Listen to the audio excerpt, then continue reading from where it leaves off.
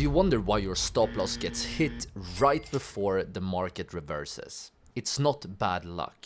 It's smart money hunting your liquidity. Here is exactly how to stop getting trapped. So now the time has come to take a look at the ICT concept, liquidity zones. And the ICT name for these liquidity zones is Buyside and Sellside liquidity, or for short BSL and SSL. And what is Buyside liquidity and Sellside liquidity? Well, in simple terms, the concept here is, let's begin here with the simple example. Let's say that we have a price, we maybe have a trend that goes something like this, and maybe something like this. And as you can see, right here, we actually have two lows at around the same level. You can see we have one low right here and one low right here. And when it comes to significant lows, what traders usually do is that they set their stop loss orders below this significant level. So some trader might set the stop loss here because he argues that if the price drops below this important level, it probably will fall even further. Another trader might have a stop loss here, another trader might have a stop loss here, and so on and so on. There are many stop loss orders below that level. And this is what ICT means with sell side liquidity. So this is right here is SSL, because we have these two lows, it means that when the price, or if the price drops below this important level, it will trigger all the stop loss orders. And when a stop loss order is triggered, the people that put out the stop loss is, you know, they are required to sell, which often leads to even more selling pressure. So this right here is the concept of sell side liquidity. So you can think about sell side liquidity as sort of hidden selling pressure on the chart. So the sell side liquidity is often easy to understand, but now let's take a look at the buy side liquidity. How can we find hidden buying pressure? Well, it's pretty much the same concept. So let's say we have an uptrend this time. We might have the price going something like this, maybe up here again like this.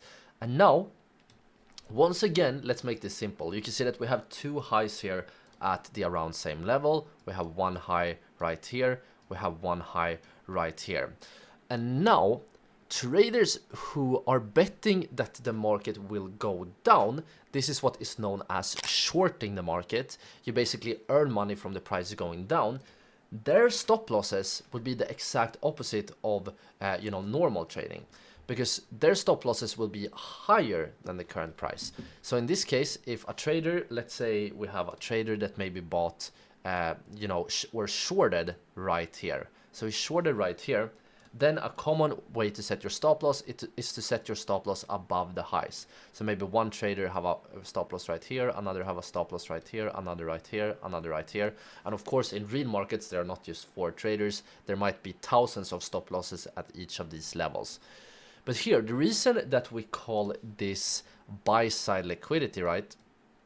So this is buy side liquidity, is because it leads to buying pressure. And let me explain how. So if the price goes up here and triggers all of these stop loss order, what the traders that shorted the market, what they need to do is that they are actually forced to buy the assets. So let's say that this is Bitcoin and they shorted. When the price goes up, they're actually forced to buy Bitcoin, and this leads to even more buying pressure. So this is basically why we call it buy side liquidity and sell side liquidity. But once again, when it comes to this concept, and a big problem with ICT is that this concept is not something new. This is very simple.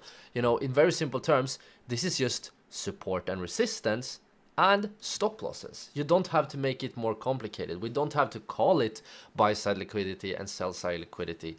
I think ICT maybe does this to make it sound more complicated than what it is, but in simple terms, the knowledge here is just that stop loss orders tend to cluster. They tend to be close to significant support and resistance levels.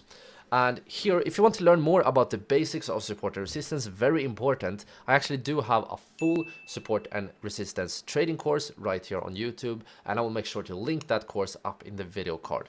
But here, once again, let's repeat. What is actually liquidity zones? Well, liquidity zones are obvious areas on the chart where retail traders are basically small traders like me and you, we tend to put our stop losses there.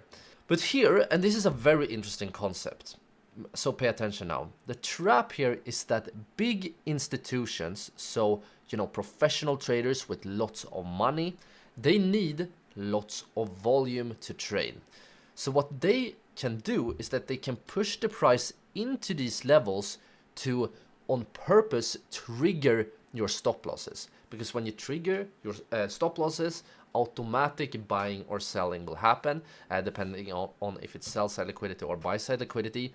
And the smart traders, which is known as smart money traders, can actually use this to their advantage.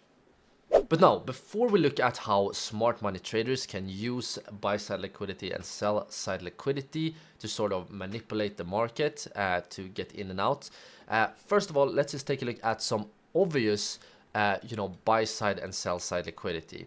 So first of all, right here on the chart, we can see a very clear example. We are still, by the way, looking here at Bitcoin, and we are on a daily time frame, right?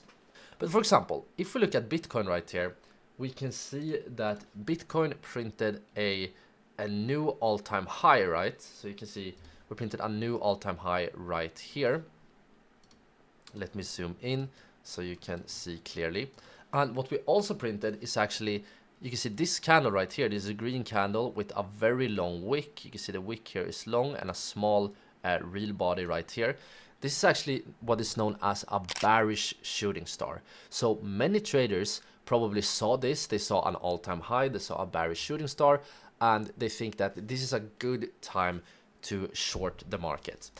By the way, guys, if you want to learn more about candlestick patterns, I also have a full, very long course on candlestick patterns where you will learn so much. I highly recommend to check this one out after this course. I will make sure to link that course up in the video card as well as the description. But my point here is that because many traders saw this shooting star, many traders probably set their stop loss above this point right here. So you probably have many stop loss orders, and what this means is that when the price, eventually came back to this level right here, it actually leads to buying pressure. And now you might actually be surprised, because you can see that yes, the price came up here and we saw some buying pressure, but then immediately the price reversed to the downside. And you might wonder, isn't this, counterintuitive? This shouldn't really be true. Well, in the next part of the course, you will learn exactly why this happened. Alright, so now the time has come to a very important concept, and that is... Alright, so this video was just a very short clip from our full ICT trading course right here on YouTube.